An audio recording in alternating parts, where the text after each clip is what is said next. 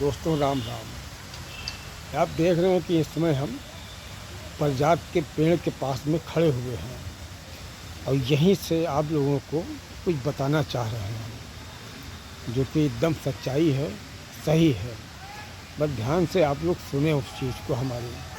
तो दोस्तों बताना ये चाह रहे हैं हम कि आप लोग ये बताइए कि हम हिंदुओं में कितने परिवार ऐसे होंगे, घर परिवार, जो अपने बच्चों को अध्यात्म का पाठ पढ़ाते हैं या सवेरे शाम जिनके यहाँ आरती होती है, पूजा पाठ होता है और बच्चों को अध्यात्म पढ़ाया जाता है। तो ऐसे कितने घर होंगे? शायद बहुत कम होंगे, ये बात आप लोग भी जानते हो।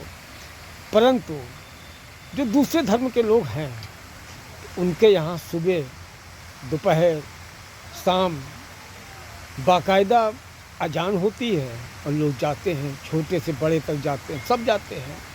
तो उनको ज्ञान ज़्यादा है और हर प्रकार का ज्ञान है। क्या करना है, कैसे करना है, अच्छा करना है, बुरा करना है, सब कुछ वो जानते हैं। मगर हमारे यहाँ ना तो कोई घर में बताता है बच्चों को और ना ही वो किसी मंदिर में कोई पुजारी बताता है। तो हमारे बच्चे क्या ऐसे रहेंगे? इसमें अगर देखा जाए गलती किसकी, ये आप देखो। तुम समझते हैं गलती हमारे सब बड़े लोगों की है।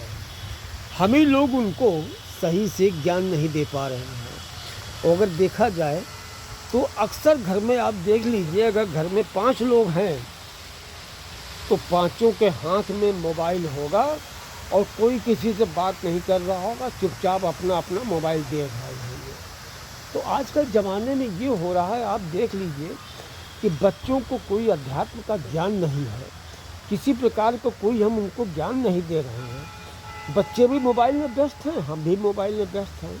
तो आप समझो कि ऐसे जीवन कैसे चलेगा? आप जब बच्चों को ज्ञान नहीं दोगे तो आने वाले समय में क्या होगा, इसका अंदाज़ा कुछ है आपको? क्या आप जानते हो आने वाले समय में बच्चे क्या होंगे, किस ओर जाएंगे, कौन सा धर्म अपनाएंगे? शायद आप लोग इसमें इस बात को नहीं समझ पा रहे हो। तो जागो मेरे सभी सनातनियों, जागो।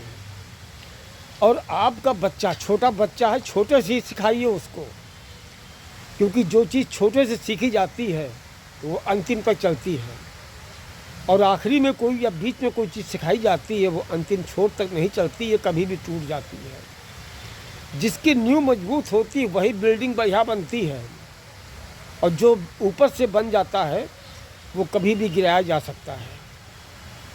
इसलिए आप लोग देख रहे हैं ये पारिजात का पेड़ है। इसके नीचे जब मैं आता हूँ ना तो पता नहीं क्यों हमें कुछ ज्ञान देने का, विशेष ज्ञान देने का समाज को एक अजीब सा दिमाग में आ जाता है।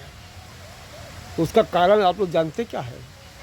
उसका कारण यही है कि जो पारिजात का ये पेड़ है, ये हमारे श्री कृष्ण भगवान अपनी पत्नी के नाम से स्वर्ग से लाए थे।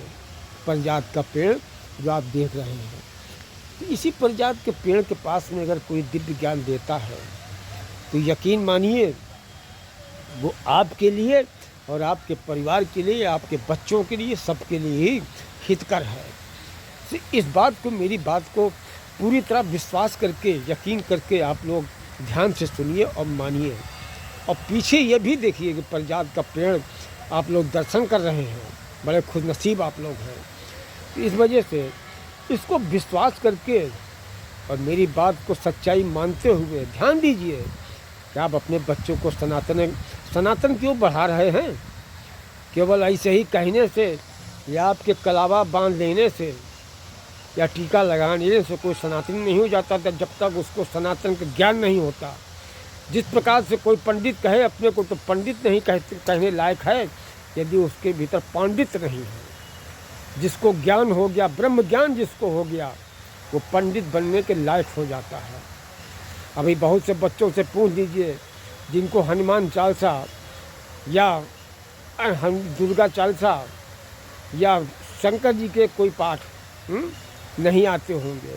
तो ये दुर्भाग्य है हमारे सनातनियों का और उन माताओं पिताओं का जिन्होंने आज तक अपने बच्चों को ये शिक्षा नहीं दिया है। हम सभी उन माताओं बहनों से कहना चाहते हैं कि आपका बच्चा इंग्लिश मीडियम में पढ़े या किसी मीडियम से पढ़े, अगर हिंदू हैं तो सनातन का ज्ञान अवश्य दीजिए। क्यों? अगर मुस्लिम है तो अपने धर्म का ज्ञान दे रहा है, ईसाई है तो अपने धर्म का ज्ञान दे रहा है, और सिख है तो अपने धर्म का ज्ञान दे रहा है।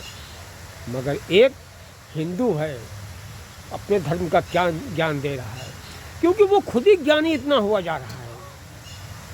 जो अपने को ज्ञानी मानता है और ईश्वर को नहीं मानता है, सबसे बड़ा ज्ञानी वही, ध्यान दीजिएगा।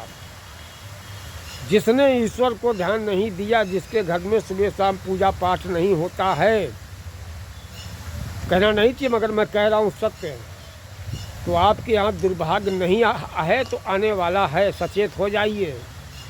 तो इसलिए नियमित रूप से कम 1 माला या 2 माला हनुमान चालीसा घर में चालू कर दीजिए, वरना आने वाला समय भैया बहुत खतरनाक आ रहा है। मैं ये बता देता हूँ, ज़्यादा से ज़्यादा 5-6 साल, बहुत लंबा समय नहीं है।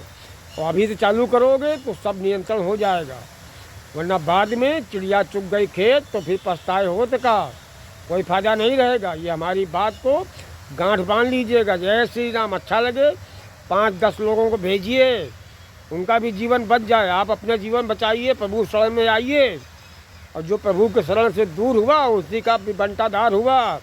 जय श्री राम। बताने के लिए ऊपर से नहीं आएंगे, उनके बंदे ही बताएंगे। जय श्री राम।